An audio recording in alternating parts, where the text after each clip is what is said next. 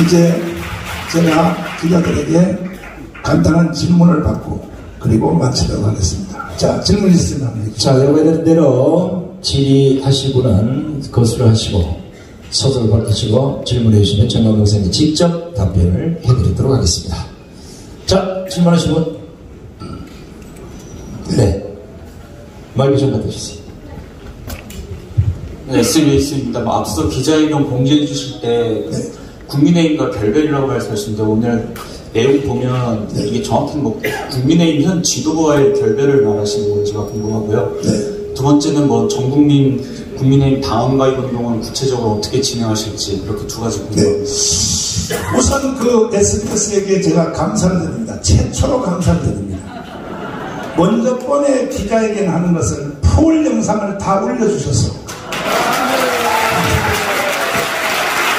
KBS에서도 제 기자회견을 풀로 최초로 다 올려줘서 KBS 기자회견도 감사합니다. 역시 오늘도 이 기자회견을 가감없이 풀로 다 올려주실 것을 제가 간절히 부탁을 드리고 오늘 사실 그 국민의힘 정당과 결별은 뭐냐면 우리 신당 창당입니다. 이렇게 선포를 했더니 국민의힘 정당 쪽에서 많은 분들이 저한테 요구를 했습니다.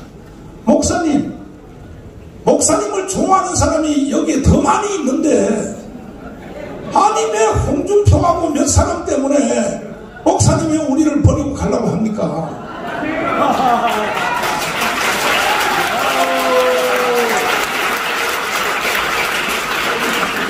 그러면 제가 물었습니다. 그러면 200석 할 자신 있어? 목사님이 도와주면 자신 있습니다. 그러면 국민의 공천권을 국민에게 돌려줘야 됩니다. 왜 정당에 몇몇 사람들이 공천 줄 세우게 해가지고 자기 정치 세력과 구축해서 장난치냐 이거야. 이것도 해줄 용기가 있냐? 한번 심도 있게 자기들이 연구해서 목사님을 만나겠습니다. 그렇다면 내가 독자정당 창당을 내가 한두 줄 이루고 여러분들의 자세를 내가 보고 우리는 창당을 하든지 안 하든지 당신들의 벌장머리를 내가 반드시 고쳐줘야 되기 때문에 최소한 300만 이상 우리 강원 자유우파 기독교 세력 불교 세력 합하여 이미 벌써 우리는 아까 말씀드린 대로 한경직, 김중곤, 조영기로부터 내려오는 우리가 기존 기독 당이 현재 당원이 100만이 넘어 있습니다. 그러니까 거기다 200만만 더 추가하여 자유한국당을 도와주면 국민의힘 정당을 도와주면 반드시 저들이 윤석열 대통령을 앞세워서 자유통일까지 해줄 줄 믿고 제가 당원 모집에 최소한으로 가속도를 붙여서 더 진행을 해요. 그래서 신당 창당은 몇 주일 동안 보류하도록 하겠습니다. 예. 다음 질문. 네, 다음 질문하신 분. 너무 설명을 잘해서 뭐 질문하실 분이 별로 없는 것 같아요. 우리 손 한번 들어보세요. 예, 앞에 계십니다. 네, 저 JTBC인데요. 국민의힘에서는 사실 당원이 아니라고 이렇게 선을 긋고 계시고 지도부에서도 역시 마찬가지 입장이시고 특정 목회자의 그런 지위를 받고 통제를 받는 것은 궤변이다라고 김기현 대표도 말씀하셨는데 그거에 대한 입장은 무엇인지 궁금하고 그리고 목사님께서는 반복해서 공천권 같은 거를 말씀하시는데 구체적인 국민의힘의 당무에 대해서 계속 말씀하시는 이유에 대해서 좀 듣고 싶습니다. 일단은 국민의힘의 당무에 대해서 제가 관여하는 것이 아니라 대한민국 정치판 전체의 구도에 대해서 제가 말하는 것입니다.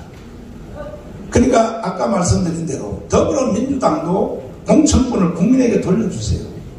안 그러면요 지금 이번에 송영길처럼 또 돈봉투 사건이 계속 일어납니다. 저게 정당입니까?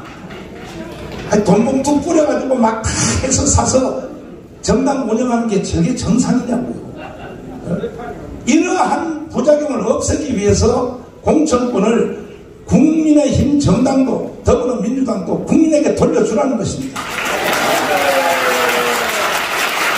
이거는 당무에 관여하겠다는 얘기가 아닌 것입니다. 그리고 JTBC 기자님이 질문해서 감사드리는데 JTBC는 몇 가지 용어를 좀 수정해 주십시오. 첫째, 사랑제일교회가 알박이 하고 있다. 제발 좀 그 소리 하지 마십시오. 그 다음에 JTBC 내가 다 듣거든요. 방송을. 그 다음에 뭐냐, 청강훈 목사가 세상의 주민들을 협박하여 돈 500억을 착취했다. JTBC에서 그렇게 방송했죠.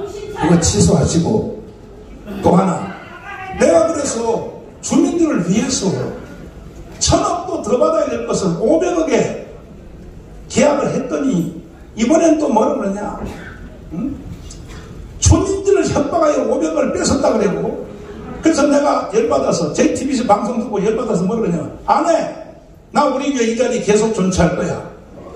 이거는 대한민국 헌법이 보장하는 종교시설은 존치가 제일 원칙입니다.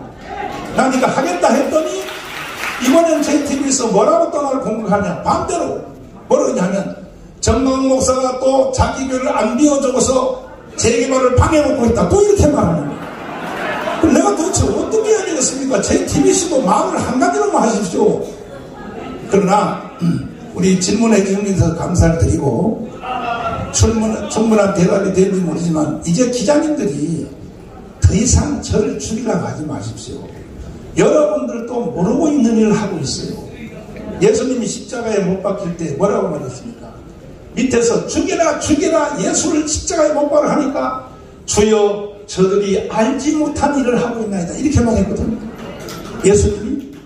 그와 같이 지금 JTBC를 비롯한 SBS, KBS 세상에 저를 1년에 거의 40분 동안 편성을 해서 KBS는 정강훈의 사생활 탐구 하여튼요, 나를 죽이는 것이 목표인데 이 출발이 어디서 왔다는 걸 알려드릴게요. 북한입니다. 북한. 내가 북한 노동신문을 일주일에 한 번씩 국립도서관에서 다 스크랩해 오는데, 북한 노동신문이 여러분들에게 뭐라고 지령을 내리는지 여러분은 그 조정 방식을 모르고 있을 거예요. 보세요. 노동신문이 나에 대해서 뭐라고 지시하는지. 기가 막힙니다. 이게 노동신문입니다.